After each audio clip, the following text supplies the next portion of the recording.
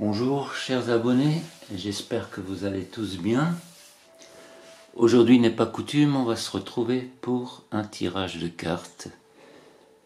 J'ai éprouvé le besoin de ressortir le Yiking, qui est un jeu qui parle très bien, d'une manière générale, il ne rentre pas dans les détails, mais il nous parle des grandes lignes et des changements à venir. Alors j'ai voulu savoir ce qui allait se passer dans les 6 prochains mois en France et dans le monde, mais essentiellement en France. Alors j'ai tiré les deux hexagrammes suivants. Alors le texte parle de lui-même, l'hexagramme 74, qui est le dernier hexagramme, et qui peut nous faire penser à la fin à la carte du monde du tarot de Marseille, pour ensuite repartir sur autre chose. Et l'hexagramme 21 qui nous parle de correction. On peut penser à corriger les erreurs du passé pour aller vers un meilleur avenir. Alors les deux lames ont quelque chose en commun, c'est que les trois trigrammes du haut sont les mêmes. Et on nous parle de feu. Et le feu nous fait penser également à l'Apocalypse, la période que nous vivons actuellement. Le changement se situe uniquement dans les trigrammes du bas. Il y a deux barres qui ne sont pas pareilles. Je vais rapprocher un peu les cartes, je ne sais pas si on le verra. Vous voyez, là, on les met côte à côte. On va essayer de rapprocher encore, s'il fait la mise au point. Donc vous voyez, les deux traits du bas ne sont pas pareils sur les deux cartes. Et c'est ce qu'on appelle les traits mutants. Et on commence, le trait du bas est le trait numéro 1, et le trait du haut est le trait numéro 6. Donc ça se lit de bas en haut.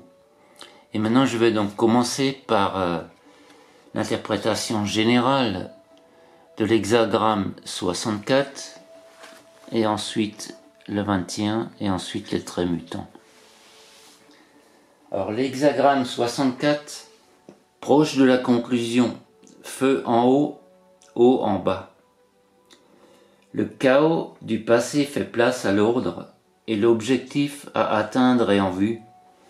Bien que la voie soit dégagée avec un objectif clair, nous devons rester prudents et attentifs par rapport aux événements à venir. Ce dernier hexagramme suggère que la vie est un mouvement perpétuel qui n'atteint jamais de conclusion finale. Tout comme une part de tristesse se cache au cœur de l'euphorie, aucune fin n'est jamais vraiment complète si elle n'est pas suivie d'un nouveau départ. On peut tenter de nous diviser, mais nous formons un tout. La roue du Tao est prête à tourner encore et encore, à évoluer éternellement et à rester éternellement la même. La situation représentée par cet hexagramme peut être comparée à une longue randonnée en haute montagne. À un moment donné, nous apercevons la distance exacte qu'il nous reste à parcourir, avec une idée précise de la durée nécessaire pour atteindre le sommet, grâce aux expériences précédentes. Cependant, quand nous aurons atteint le sommet et l'objectif initial, nous devrons encore redescendre de l'autre côté, avant la vraie conclusion. C'est sur cet autre versant de la montagne que résident les mystères. Nous avons peu d'informations sur la descente, puisque notre attention était portée sur le chemin ascendant. Avançons avec prudence et vigilance, et notre objectif se réalisera. Ensuite, nous avons l'hexagramme 21. Je trouve ces cartes très belles. L'hexagramme 21, la correction, feu en haut, eau en bas.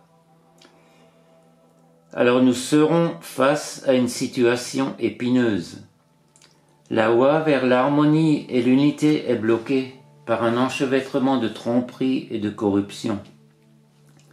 Nous devrons prendre des mesures décisives pour rencontrer notre destin, Il faudra faire preuve de courage et de détermination pour faire bouger les choses. Être capable de prendre des mesures correctives si nécessaire est une qualité essentielle.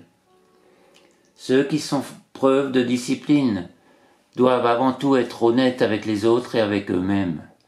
L'honnêteté est la marque des personnes fortes et sûres d'elles.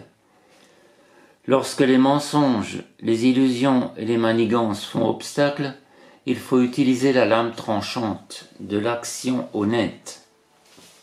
Et ça me fait penser à l'archange Michael et son épée. La lame tranchante de l'action honnête, voire de la punition pour protéger l'intégrité et les valeurs. Les actions ne doivent pas être trop hâtives, sévères ou arbitraires. En cas de perturbation grave des relations ou des événements, pardonnez, mais n'oubliez pas, du moins pas avant la réparation des erreurs. Dans une situation importante où c'est la justice qui est en jeu, il faudra conserver les preuves et ne pas hésiter à faire éclater la vérité au grand jour. Et maintenant, nous allons parler des traits mutants. Alors le trait du bas, le trait mutant numéro 1, et ces traits mutants se lisent sur la première carte. Parce que la première carte correspond plus ou moins au présent et la seconde carte à l'avenir.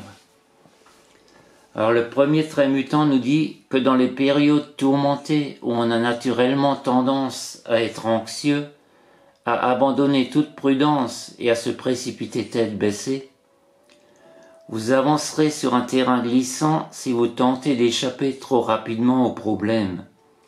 Ralentissez un peu pour minimiser le danger.